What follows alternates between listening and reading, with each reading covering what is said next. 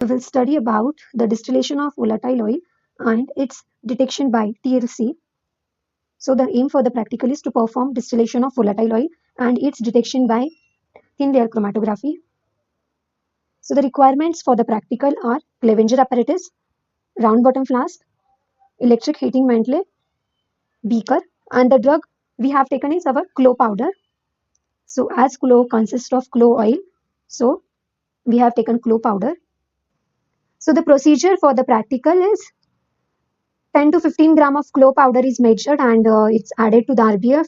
Then the water is added to the RBF and assembly is assembled with the Clevenger apparatus. Then the heating mantle is turned on after the complete assembly is arranged or assembled. Then the distillation is allowed for near about 1 hour so that the clove oil gets collected in the graduated tube of Clevenger apparatus as we have seen in the previous figure. Then the oil is collected from the collecting tube by turning on the knob and the oil collected is measured itself in the graduated tube. So today we will see the distillation of volatile oils or extraction of volatile oil. Okay, so we are going to isolate the or extract the clove oil, okay, from the clove buds. So for that we require clove buds, okay, and I have taken 10 gram of clove buds, okay, and grinded it in a coarse powder, okay, as you can see this is a coarse powder, okay, for the extraction purpose, and spatula is required, some distilled water is required, okay, the RBF, and this is the most important thing from this practical, that is a Clevenger apparatus, okay. So this apparatus consists of the tube, okay, this is the cross tube joining both the tubes, and this is the condenser, okay, condenser, and here the oil is collected in this portion and it is having a graduated marks over here so that you can calculate how much ml of oil is collected, okay. This is the benefit of this apparatus. Now we will assemble the assembly of Clevenger apparatus and will start our distillation. So firstly we will take the RBF and the clove powder, which is coarsely grinded already. 10 to 20 gram of powder is required, okay.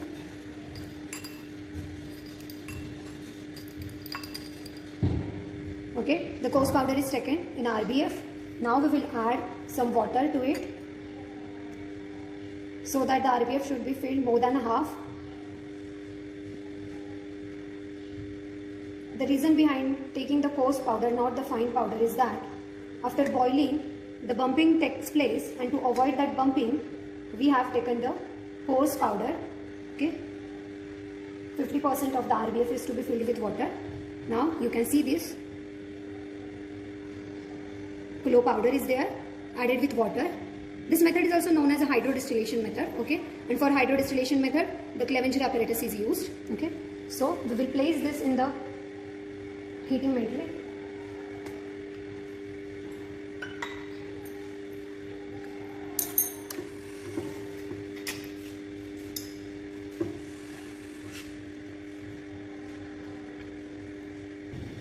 So now the assembly has been assembled, okay, and the extraction has been started. And the temperature we have 60.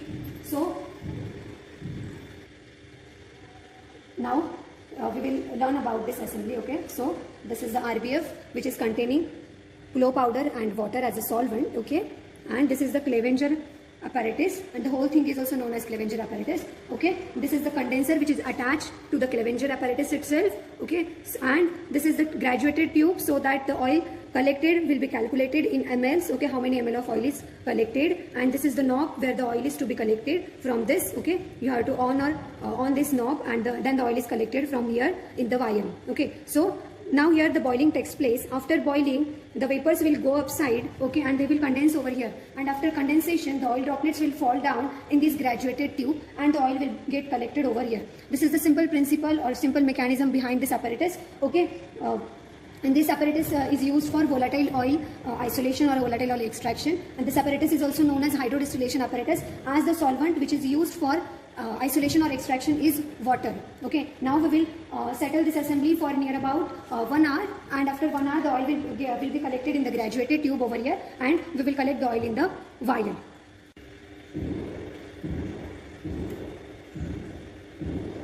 So the boiling has started, okay, you can see over here, okay, and these are the vapors, okay, and which will get condensed in the condenser over here, and then the oil will be collected in this graduated tube. Okay.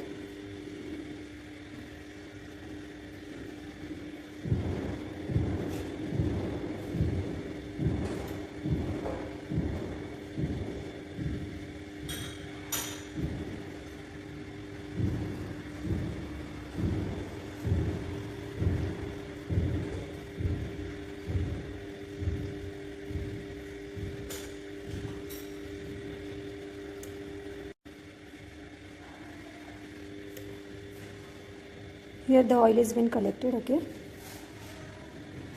can see here is a layer. It is a layer of clove oil which is floating on water.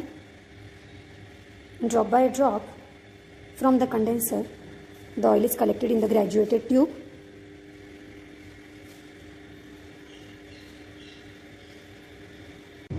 So you can see here the oil is collected. Okay, and now we will collect this oil in a container, in a vial or in a test tube. Okay.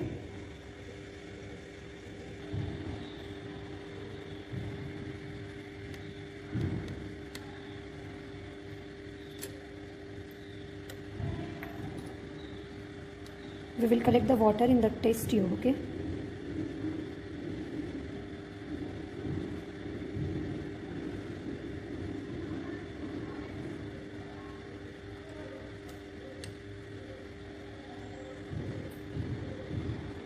And this is the clove oil.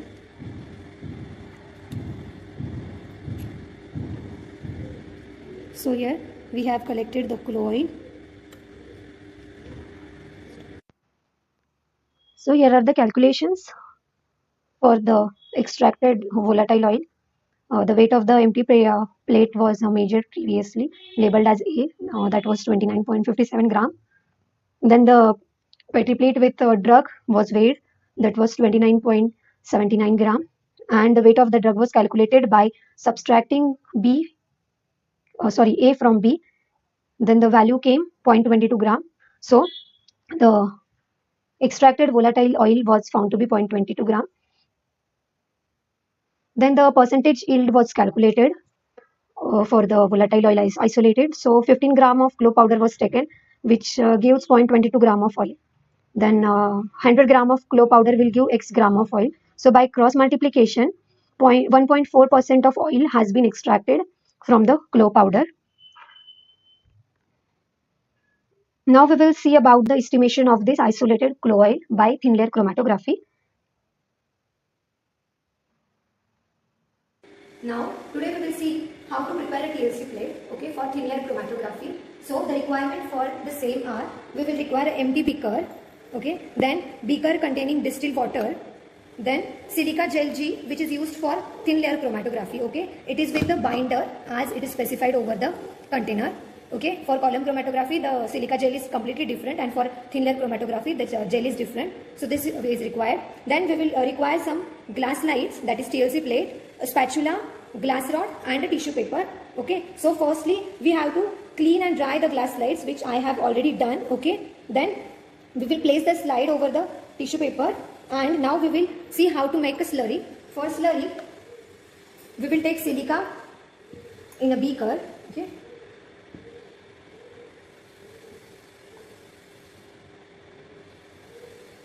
and as per requirement the silica is to be taken. There is no proper measurement for the same. Only the water required is in the double quantity of that your silica gel. Okay, so we have taken the silica, and now we will pour some water in it slowly, and will mix with the help of glass rod.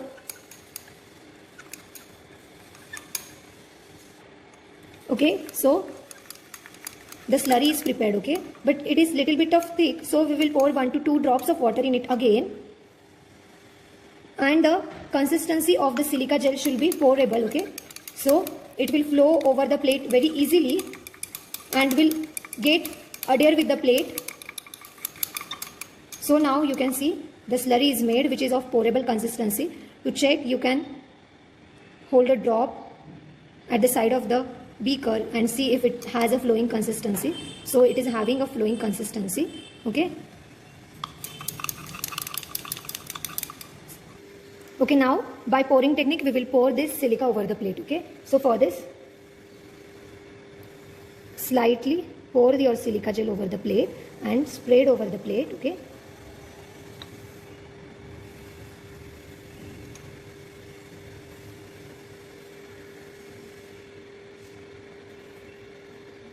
and place over the platform to get set that plate at the room temperature. Same way we will prepare the second plate.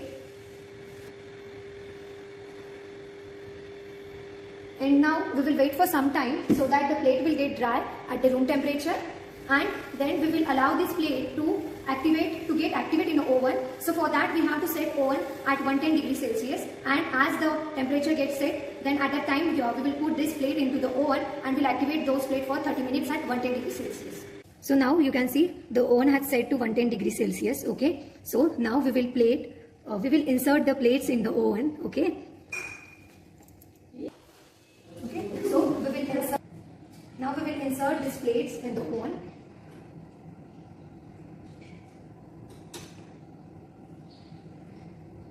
And we'll leave for half an hour so that the plates will get activated properly and it will be ready for sampling and to perform thin-layer chromatography of a particular sample. So now we will see what are the requirements for the performance of TLC of clay oil. Okay, so here the isolated clay oil is taken. Okay, as a sample to be spotted over the TLC plate. Then this is the already prepared TLC plate. Okay, which we have prepared previously. Then beaker is taken for the saturation, that is saturation chamber. Volumetric is there, 10 ml for making mobile phase. Toluene is required, ethyl acetate and 2 pipettes with rubber bulb. Okay, and the mobile phase is toluene as to ethyl acetate. Toluene required is 93 ml while ethyl acetate required is 7 ml. This mobile phase ratio is for 100 ml and we will take for 10 ml. Okay, now we will start performing the practical. So firstly we will prepare the mobile phase and we'll keep the chamber for saturation.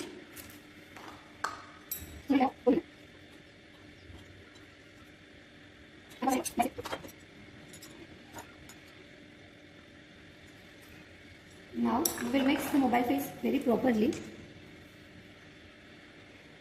in the volumetric flask itself. So this is the reason why we are using 10 ml of volumetric flask, so that we can mix mobile phase very properly. And we'll dispose this into a chamber and will not disturb the chamber, and we'll cover with a foil paper and allow this chamber for 10 to 15 minutes of saturation. In meanwhile time we will do the spotting of the sample.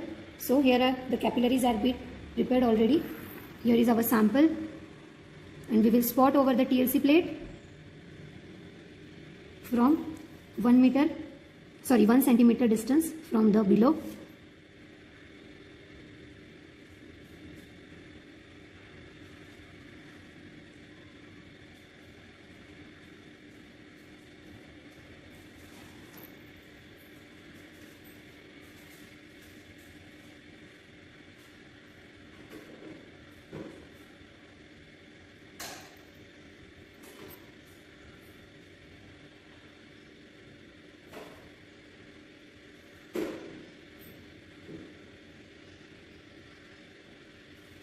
So here the spotting is done. Now we will wait for 15 minutes. After the chamber has been saturated, then we will place this plate into the TLC chamber. Now the 15 minutes are over of saturation. So now we will place our TLC plate in the chamber without disturbing the chamber. And we will allow this plate to run 70%.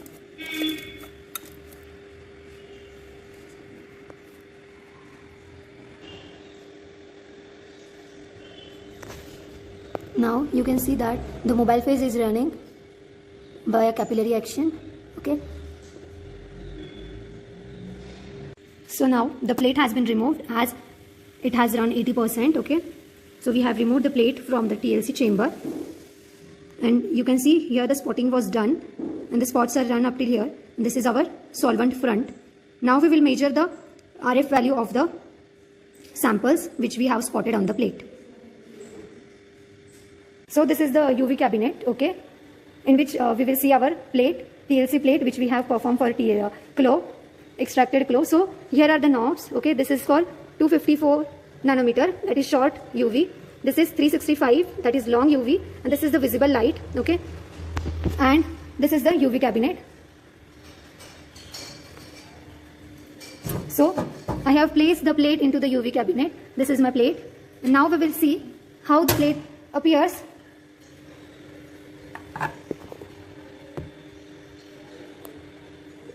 At 254, that is short UV.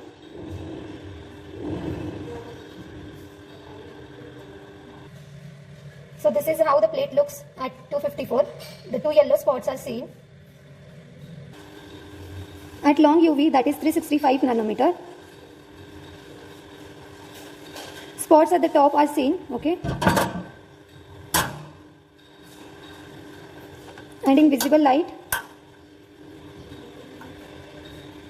yellow spots are seen.